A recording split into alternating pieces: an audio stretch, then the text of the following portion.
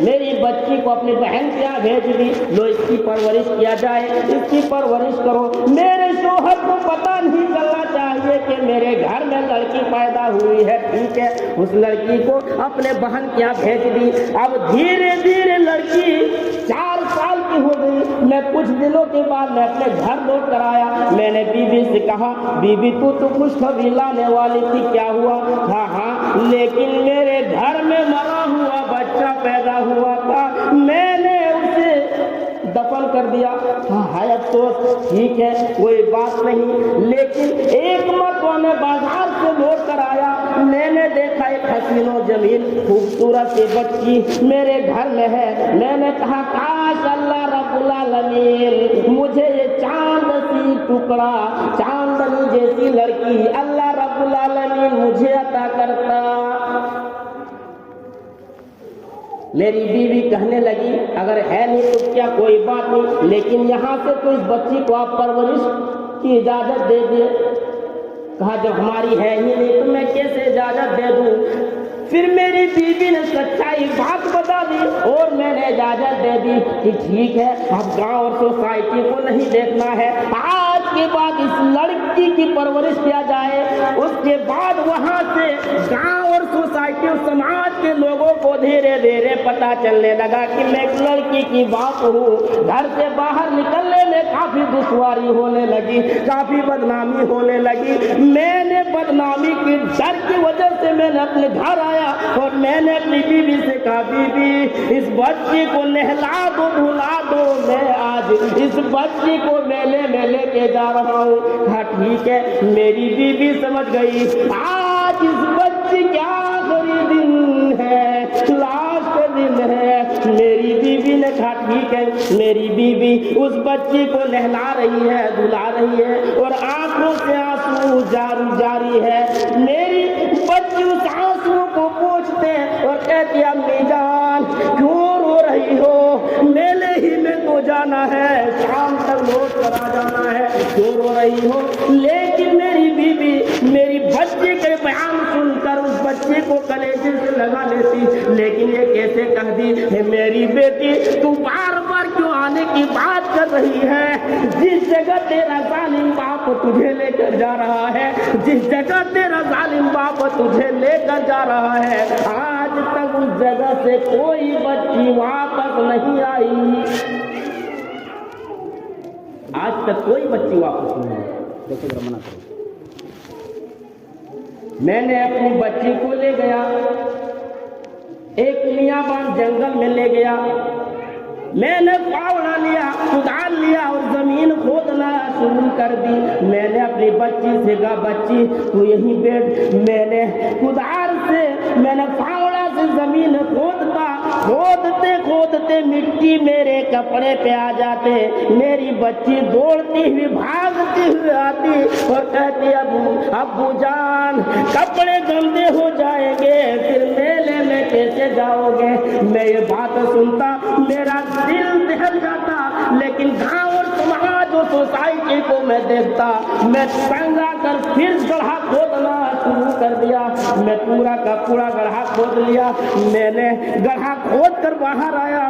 میں نے کہا میری بیٹی اس گڑھے کے اندر جھانکو تو صحیح۔ میری بیٹی جیسے اس گڑھے کے اندر جھانکا، 4 سال کی بچی کو کیا معلوم جیسے اس گڑھے کے اندر جھانکتی ہے، میرے پیچھے سے دھکا دے دیا۔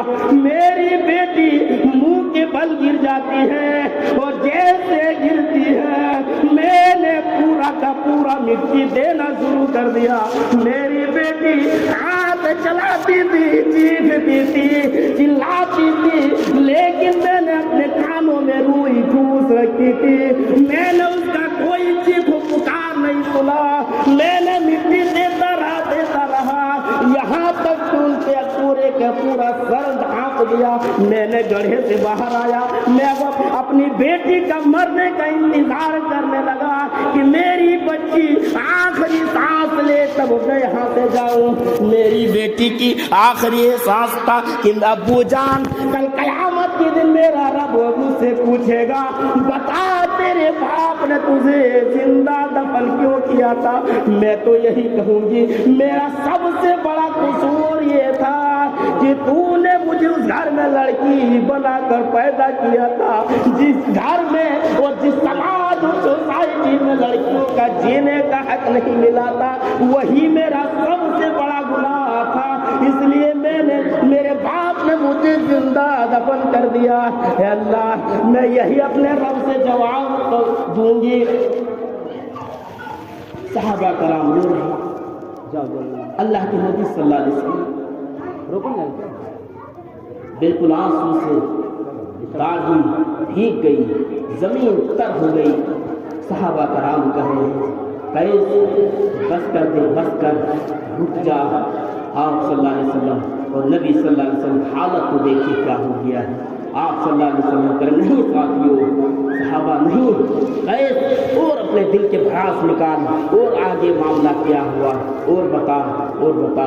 پھر آپ صلی اللہ علیہ وسلم نے وہاں لوگوں کو بتلایا کہ اگر جس گھر میں لڑکی پیدا ہو جائے، جس سماج اور سوسائٹی میں اگر لڑکی پیدا ہو جائے، لوگوں آج سے کسی لڑکی کو زندہ دفن نہیں کرنا ہے، سارے لوگ اپنے لڑکیوں کو میرے گھر لے آئے، ان کا پڑھانا لکھانا پرورش کرنا اور صحیح تعلیم دینا، ان کے صحیح گھرانے میں شادی بیاہ کرانا، یہ ہماری ذمہ داری ہے۔ اور آپ صلی اللہ علیہ وسلم نے لڑکیوں پر جینے کا حق دیا وہاں سے، اور آپ صلی اللہ علیہ وسلم نے لوگوں کو فرما دیا کہ آج کے بعد کسی گھر میں لڑکی پیدا ہو جائے، کسی کو زندہ دفن نہیں کرنا ہے۔ پھر آپ صلی اللہ علیہ وسلم نے عورتوں پر جینے کا حق دیا، اور آپ صلی اللہ علیہ وسلم لوگوں کو بتلایا کہ یہاں سے عورتوں کو عزت و سمان ملا۔ بتا دنیا کے اندر کون ایسا حکومت ہے، دنیا کے اندر کون ایسا بادشاہ ہے جو عورتوں کو اتنی عزت و سمان ملا ہے؟ کہنے کا مقصد یہ ہے میری ماں بہنوں، اپنے آپ کے اپنے دلوں کو جانے، اپنی آپ اور اپنے انمول جیسی قیمتی ہیرا کو اپنے پردے میں رکھنے کی کوشش کریں۔ یہ نہیں ہے کہ اللہ کے نبی جناب محمد رسول اللہ صلی اللہ علیہ وسلم نے تجھے دنیا میں جینے کا حق دیا ہے، کسی کو اتنا عزت نہیں دی جتنا عورتوں کو ملا ہے، اس لیے اپنی عزت و سمان کو ہمیشہ حفاظت کرنے کی کوشش کریں۔ اللہ رب العالمین سے دعا ہے مولا کریم ہمارے عورتوں کو عزت و سمان ہر جگہ ملے، اور جس طریقے سے اللہ کے نبی جناب محمد رسول اللہ صلی اللہ علیہ وسلم نے عورتوں کو عزت و سمان سے نوازا گیا، ہمیں بھی چاہیے ہم عورتوں کو عزت و سمان دیں، اور عورت اپنے آپ کو ویلیو سمجھیں اور اپنے آپ کو پردہ میں رکھنے کی کوشش کریں۔ انشاءاللہ العزیز پھر کبھی موقع ملا ہے انشاءاللہ کی باتیں آگے باتیں ہوگی۔ اللہ رب العالمین سے دعا ہے مولا کریم آج اس پروگرام کو رکھا گیا، مولا کریم اس پروگرام کو کامیاب بنائے۔ مولا کریم جو لوگ آئے ہوئے ہیں ہم تمام لوگوں کو قرآن حدیث پر عمل کرنے کی توفیق عطا فرمائے۔ اقول قولی ھذا واستغفر اللہ لکم۔